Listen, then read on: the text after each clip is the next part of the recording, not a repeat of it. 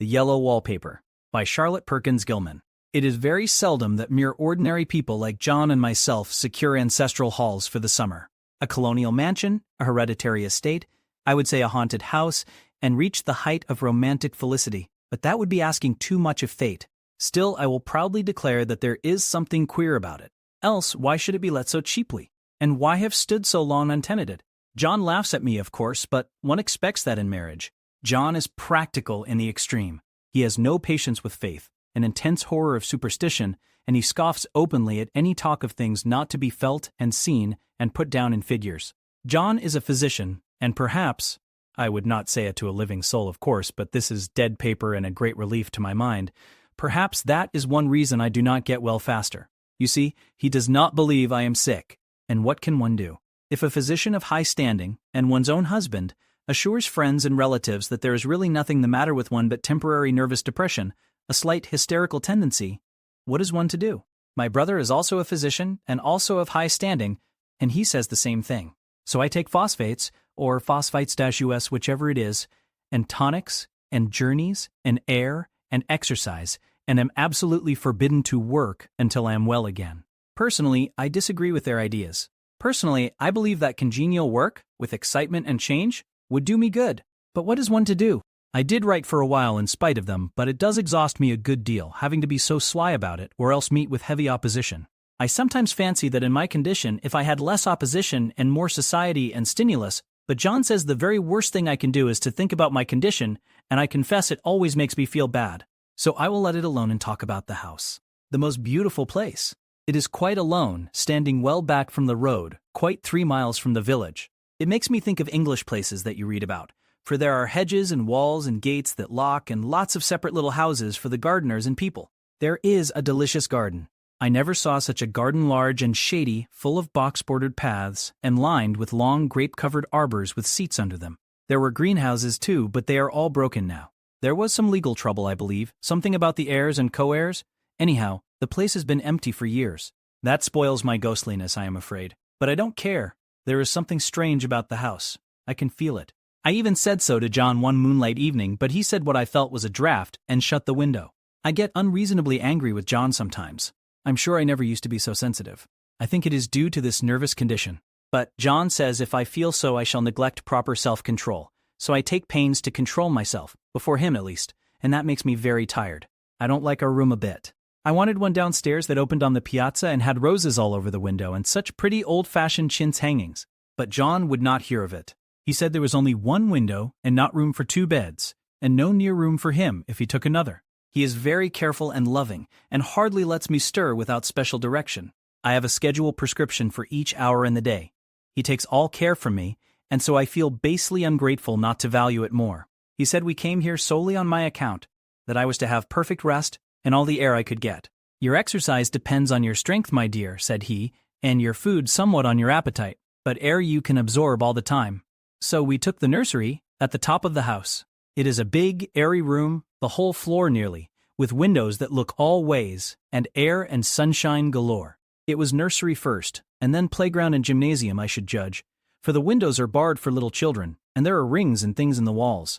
The paint and paper look as if a boys' school had used it. It is stripped off the paper in great patches all around the head of my bed, about as far as I can reach, and in a great place on the other side of the room low down. I never saw a worse paper in my life. One of those sprawling, flamboyant patterns committing every artistic sin. It is dull enough to confuse the eye in following, pronounced enough to constantly irritate and provoke study, and when you follow the lame, uncertain curves for a little distance they suddenly commit suicide, plunge off at outrageous angles, destroy themselves in unheard-of contradictions. The color is repellent, almost revolting, a smoldering, unclean yellow strangely faded by the slow-turning sunlight. It is a dull yet lurid orange in some places, a sickly sulfur tint in others. No wonder the children hated it. I should hate it myself if I had to live in this room long. There comes John, and I must put this away. He hates to have me write a word. We have been here 2 weeks, and I haven't felt like writing before, since that first day. I am sitting by the window now, up in this atrocious nursery, and there is nothing to hinder my writing as much as I please, save lack of strength. John is away all day, and even some nights when his cases are serious. I am glad my case is not serious, but these nervous troubles are dreadfully depressing. John does not know how much I really suffer. He knows there is no reason to suffer, and that satisfies him. Of course, it is only nervousness. It does weigh on me so not to do my duty in any way. I meant to be such a help to John, such a real rest and comfort, and here I am a comparative burden already. Nobody would believe what an effort it is to do what little I am able, to dress and entertain and order things. It is fortunate Mary is so good with the baby. Such a dear baby. And yet I cannot be with him, it makes me so nervous. I suppose John never was nervous in his life. He laughs at me so about this wallpaper. At first he meant to repaper the room, but afterwards he said that I was letting it get the better of me and that nothing was worse for a nervous patient than to give way to such fancies. He said that after the wallpaper was changed it would be the heavy bedstead, and then the barred windows, and then that gate at the head of the stairs, and so on. You know the place is doing you good. He said, and really, dear, I don't care to renovate the house just for a 3 months rental. Then do let us go downstairs. I said, there are such pretty rooms there. Then he took me in his arms and called me a blessed little goose and said he would go down cellar if I wished and have it whitewashed into the bargain. But he is right enough about the beds and windows and things. It is as airy and comfortable a room as anyone need wish, and, of course, I would not be so silly as to make him uncomfortable just for a whim. I'm really getting quite fond of the big room, all but that horrid paper. Out of one window I can see the garden, those mysterious deep-shaded arbors, the riotous old-fashioned flowers, and bushes and gnarly trees. Out of another I get a lovely view of the bay and a little private wharf belonging to the estate. There is a beautiful shaded lane that runs down there from the house. I always fancy I see people walking in these numerous paths and arbors, but John has cautioned me not to give way to fancy in the least. He says that with my imaginative power and habit of story-making, a nervous weakness like mine is sure to lead to all manner of excited fancies, and that I ought to use my will and good sense to check the tendency. So I try. I think sometimes that if I were only well enough to write a little, it would relieve the press of ideas and rest me. But I find I get pretty tired when I try. It is so discouraging not to have any advice and companionship about my work. When I get really well, John says we will ask Cousin Henry and Julia down for a long visit. But he says he would as soon put fireworks in my pillowcase as to let me have those stimulating people about now. I wish I could get well faster. But I must not think about that. This paper looks to me as if it knew what a vicious influence it had. There is a recurrent spot where the pattern lolls like a broken neck and 2 bulbous eyes stare at you upside down. I get positively angry with the impertinence of it, and the everlastingness. Up and down and sideways they crawl, and those absurd, unblinking eyes are everywhere.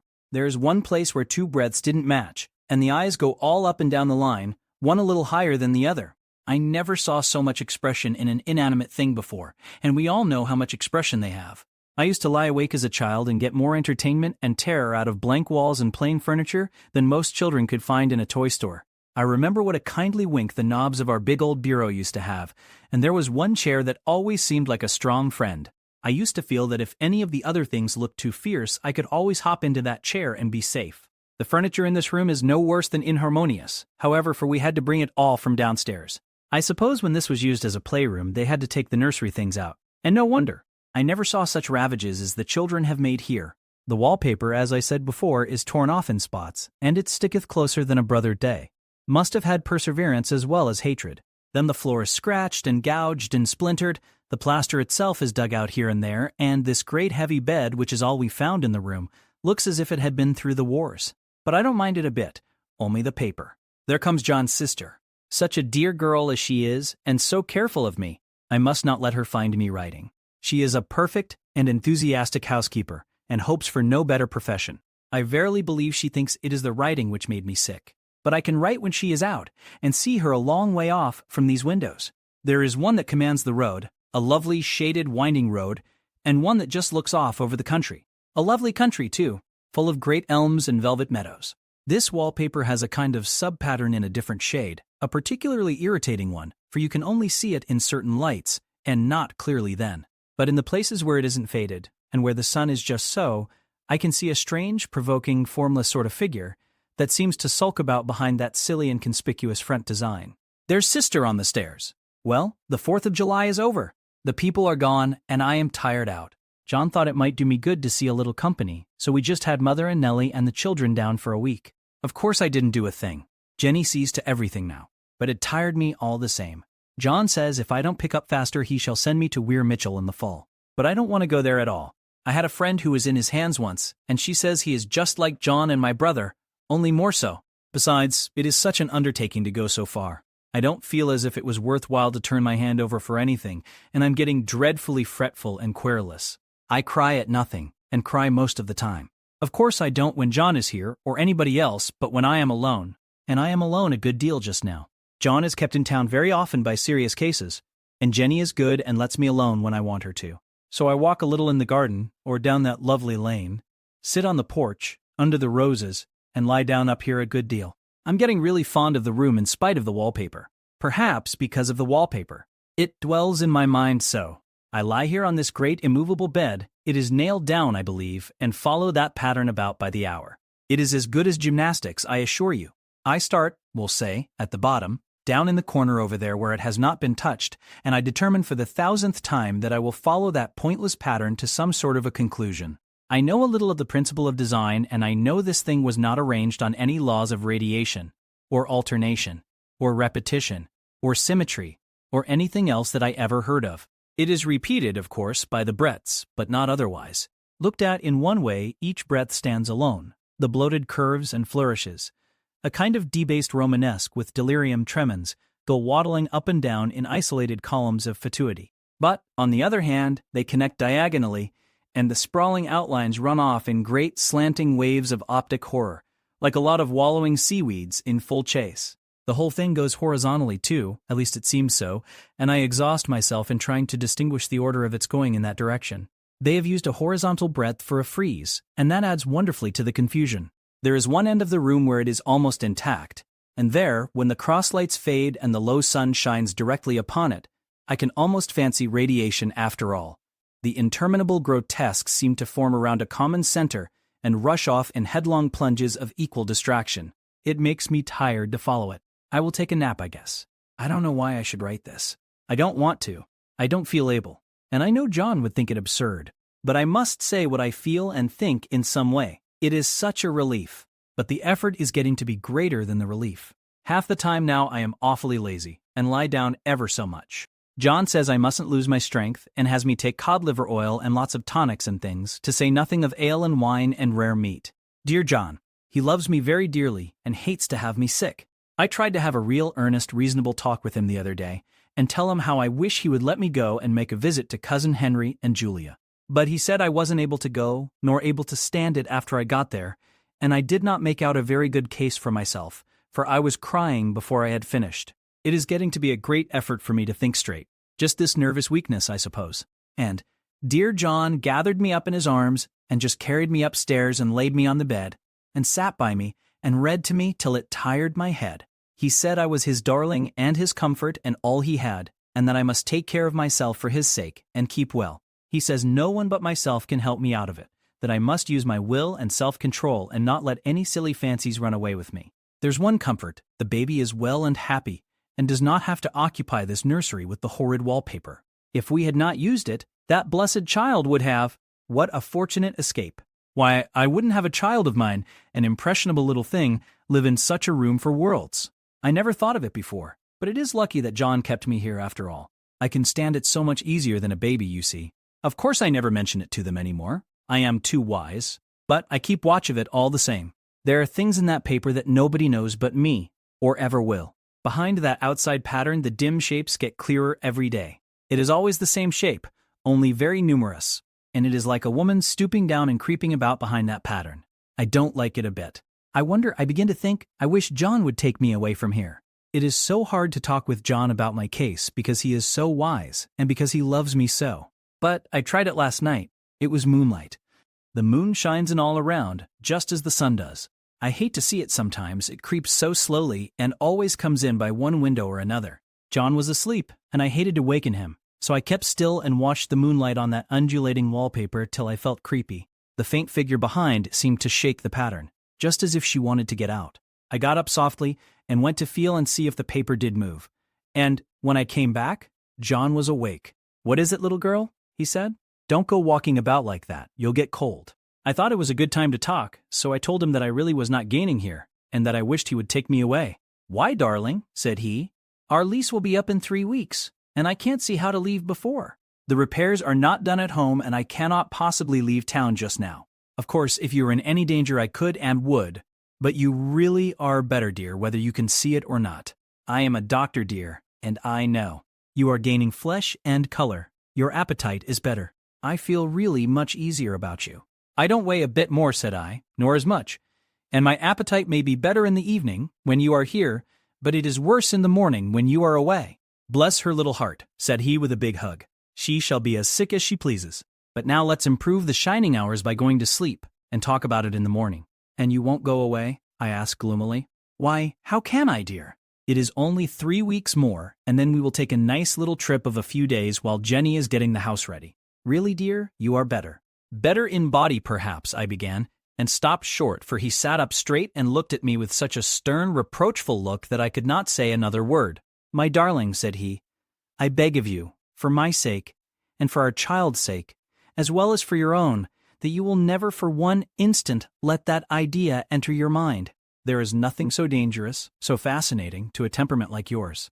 It is a false and foolish fancy. Can you not trust me as a physician when I tell you so? So of course I said no more on that score, and we went to sleep, before long. He thought I was asleep first, but I wasn't.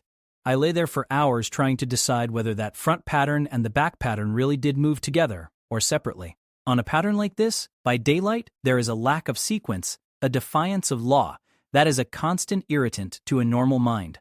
The color is hideous enough, and unreliable enough, and infuriating enough, but the pattern is torturing. You think you have mastered it, but just as you get well underway in following, it turns a back somersault, and there you are. It slaps you in the face, knocks you down, and tramples upon you. It is like a bad dream. The outside pattern is a florid arabesque, reminding one of a fungus. If you can imagine a toadstool in joints, an interminable string of toadstools, budding and sprouting in endless convolutions, why, that is something like it. That is, sometimes. There is one marked peculiarity about this paper, a thing nobody seems to notice but myself, and that is that it changes as the light changes. When the sun shoots in through the east window, I always watch for that first long, straight ray. It changes so quickly that I never can quite believe it. That is why I watch it always. By moonlight, the moon shines, and all night when there is a moon, I wouldn't know it was the same paper. At night, in any kind of light, in twilight, candlelight, lamplight, and worst of all by moonlight, it becomes bars. The outside pattern, I mean, and the woman behind it is as plain as can be. I didn't realize for a long time what the thing was that showed behind it, that dim sub-pattern. But now I am quite sure it is a woman. By daylight she is subdued, quiet. I fancy it is the pattern that keeps her so still. It is so puzzling. It keeps me quiet by the hour. I lie down ever so much now. John says it is good for me, and to sleep all I can. Indeed, he started the habit by making me lie down for an hour after each meal. It is a very bad habit, I am convinced, for, you see, I don't sleep. And that cultivates deceit, for I don't tell them I'm awake, oh no. The fact is, I am getting a little afraid of John. He seems very queer sometimes, and even Jenny has an inexplicable look. It strikes me occasionally, just as a scientific hypothesis, that perhaps it is the paper. I have watched John when he did not know I was looking, and come into the room suddenly on the most innocent excuses, and I've caught him several times looking at the paper. And Jenny too. I caught Jenny with her hand on it once. She didn't know I was in the room, and when I asked her in a very quiet voice, with the most restrained manner possible, what she was doing with the paper, she turned around as if she had been caught stealing, and looked quite angry, asked me why I should frighten her so. Then she said that the paper stained everything it touched, that she had found yellow smooches on all my clothes and John's, and she wished we would be more careful. Did not that sound innocent? But I know she was studying that pattern, and I am determined that nobody shall find it out but myself. Life is very much more exciting now than it used to be. You see, I have something more to expect, to look forward to watch. I really do eat better, and am more quiet than I was. John is so pleased to see me improve. He laughed a little the other day and said I seemed to be flourishing in spite of my wallpaper. I turned it off with a laugh. I had no intention of telling him it was because of the wallpaper. He would make fun of me. He might even want to take me away. I don't want to leave now until I have found it out. There is a week more, and I think that will be enough. I'm feeling ever so much better. I don't sleep much at night, for it is so interesting to watch developments. But I sleep a good deal in the daytime. In the daytime it is tiresome and perplexing. There are always new shoots on the fungus, and new shades of yellow all over it. I cannot keep count of them, though I have tried conscientiously. It is the strangest yellow, that wallpaper. It makes me think of all the yellow things I ever saw, not beautiful ones like buttercups, but old foul bad yellow things. But there is something else about that paper, the smell. I noticed it the moment we came into the room, but with so much air and sun, it was not bad. Now we have had a week of fog and rain, and whether the windows are open or not, the smell is here. It creeps all over the house. I find it hovering in the dining room, skulking in the parlor, hiding in the hall, lying in wait for me on the stairs. It gets into my hair. Even when I go to ride, if I turn my head suddenly and surprise it, there is that smell. Such a peculiar odor, too. I have spent hours in trying to analyze it to find what it smelled like. It is not bad at first, and very gentle, but quite the subtlest, most enduring odor I ever met. In this damp weather, it is awful. I wake up in the night and find it hanging over me. It used to disturb me at first. I thought seriously of burning the house to reach the smell, but now I am used to it. The only thing I can think of that it is like is the color of the paper, a yellow smell. There is a very funny mark on this wall, low down, near the mopboard, a streak that runs round the room. It goes behind every piece of furniture except the bed, a long, straight, even smooch, as if it had been rubbed over and over. I wonder how it was done and who did it, and what they did it for. Round and round and round, round and round and round, it makes me dizzy. I really have discovered something at last. Through watching so much at night, when it changes so, I have finally found out. The front pattern does move, and no wonder. The woman behind shakes it. Sometimes I think there are a great many women behind, and sometimes only one, and she crawls around fast, and her crawling shakes it all over. Then, in the very bright spots, she keeps still, and in the very shady spots, she just takes hold of the bars and shakes them hard. And she is all the time trying to climb through. But nobody could climb through that pattern. It strangles so. I think that is why it has so many heads. They get through, and then the pattern strangles them off and turns them upside down and makes their eyes white. If those heads were covered or taken off, it would not be half so bad. I think that woman gets out in the daytime. And I'll tell you why. Privately, I've seen her. I can see her out of every one of my windows. It is the same woman I know, for she is always creeping, and most women do not creep by daylight. I see her on that long shaded lane, creeping up and down. I see her in those dark grape arbors, creeping all around the garden. I see her on that long road under the trees, creeping along, and when a carriage comes, she hides under the blackberry vines. I don't blame her a bit. It must be very humiliating to be caught creeping by daylight. I always lock the door when I creep by daylight. I can't do it at night, for I know John would suspect something at once. And John is so queer now that I don't want to irritate him. I wish he would take another room. Besides, I don't want anybody to get that woman out at night but myself. I often wonder if I could see her out of all the windows at once. But, turn as fast as I can only see out of one at one time. And though I always see her, she may be able to creep faster than I can turn.